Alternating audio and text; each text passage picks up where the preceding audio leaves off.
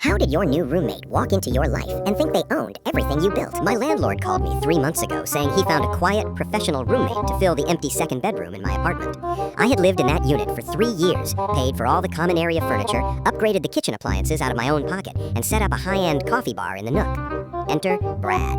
Brad moved in on a Saturday, carrying 2 duffel bags and an ego the size of a stadium. The moment he walked through the front door, he didn't even say hello. He just looked around the living room and asked when I was planning to move my rug because it didn't fit his aesthetic.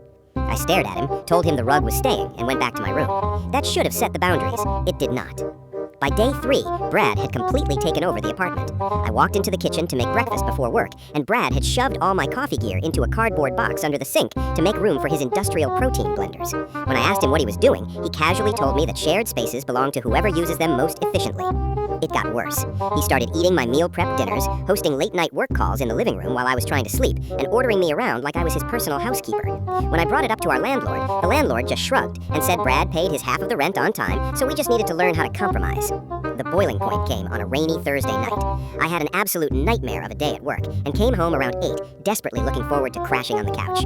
I walked into the living room, and Brad was sitting on my sofa with 4 of his clients. Not only had he rearranged all my furniture without asking, but he had also unplugged my 70-inch television, carried it into his bedroom, and locked the door so his friends could use the main room for a private presentation.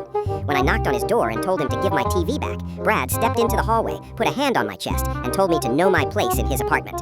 I didn't yell, I didn't argue. I went into my room, pulled out my phone, and called a local professional moving service with 24-hour rush dispatch.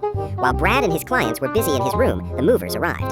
In less than 45 minutes, they loaded up every single item in that apartment that belonged to me. The couch, the dining table, the kitchen appliances, the rug, the microwave, the shower curtain, the trash cans, and even the toilet paper holders I had installed. I packed my clothes, handed my key copy to the movers, and walked out the door to stay at my partner's place down the street.